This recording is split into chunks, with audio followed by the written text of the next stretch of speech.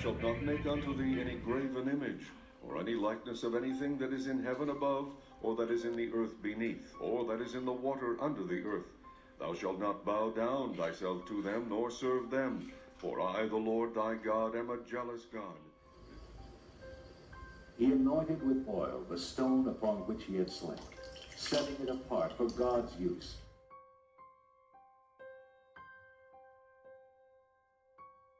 The sad truth is, we wasted our time fighting the Bajorans, and we should have been fighting their gods. How do you fight a god?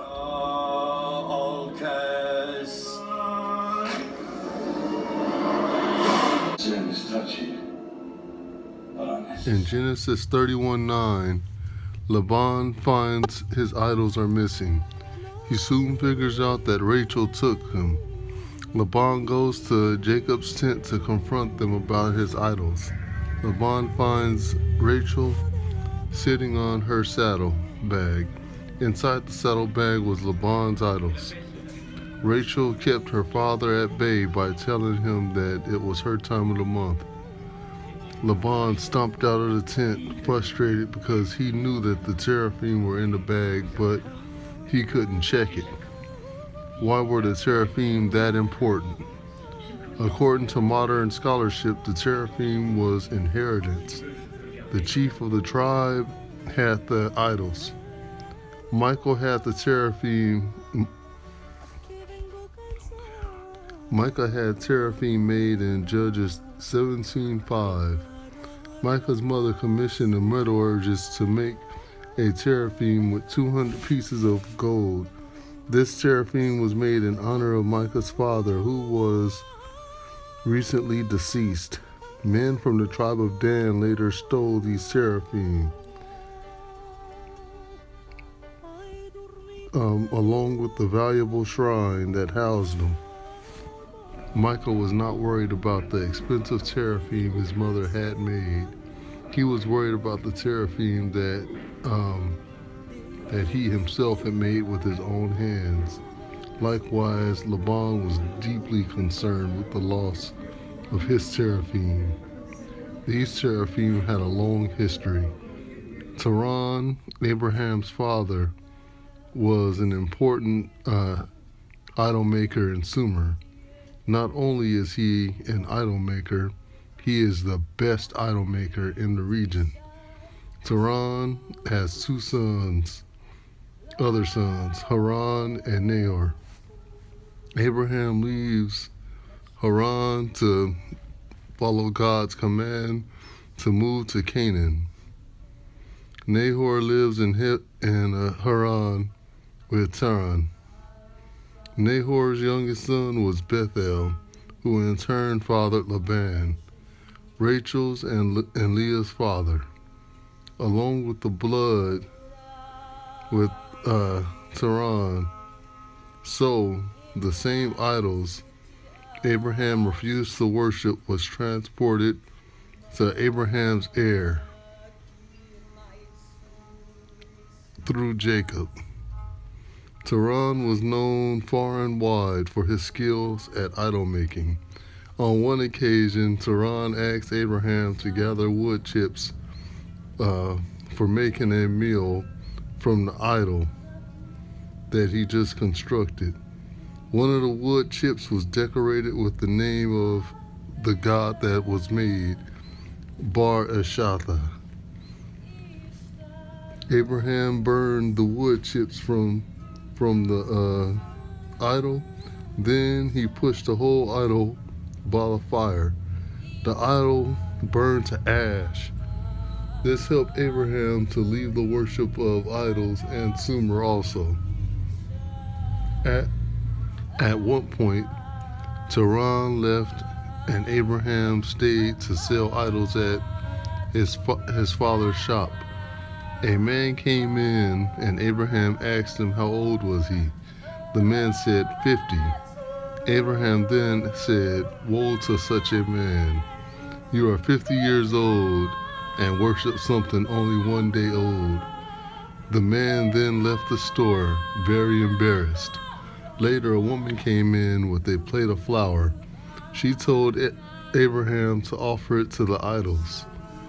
Abraham said that one idol said, "I must eat first," and then another said, "I must eat first."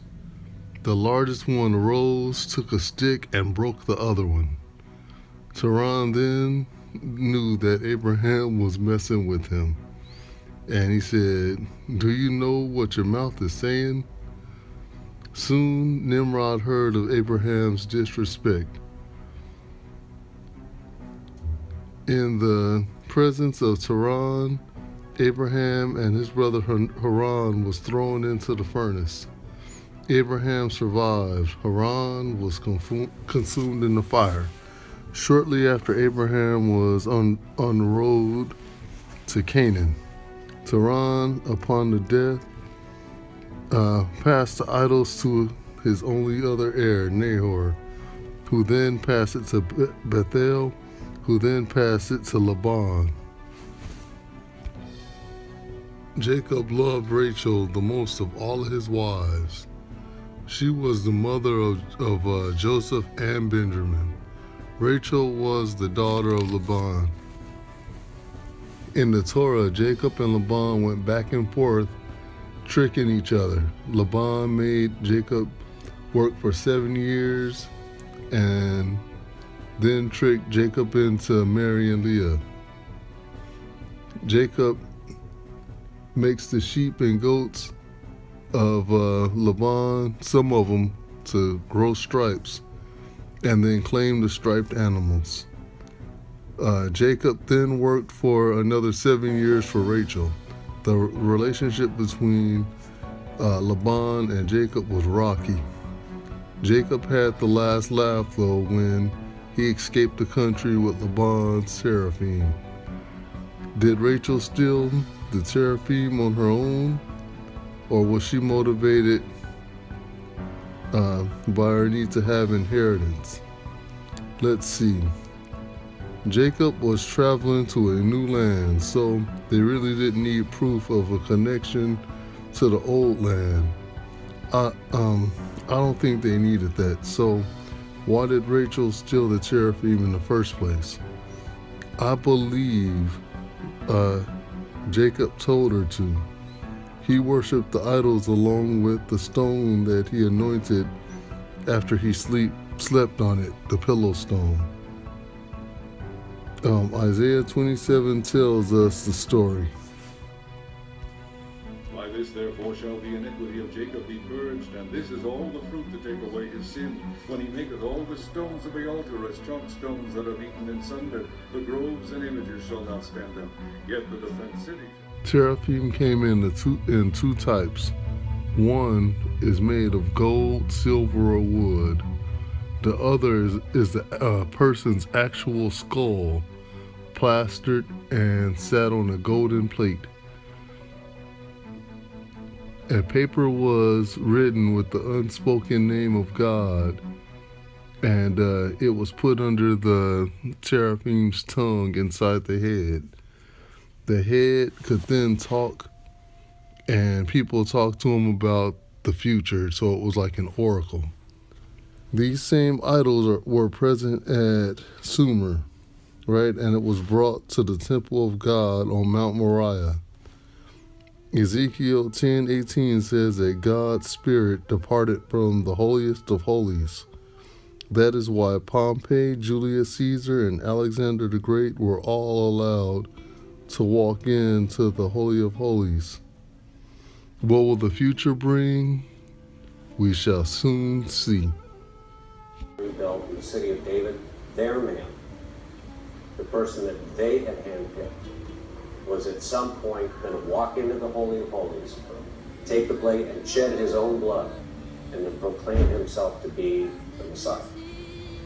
And right now, they're trying to move in Jerusalem to make that new temple rise. Yes. So that this next coming happens. Yes. And that they will have therefore control of this world. Yes. Now the key thing Tell me when you're framed.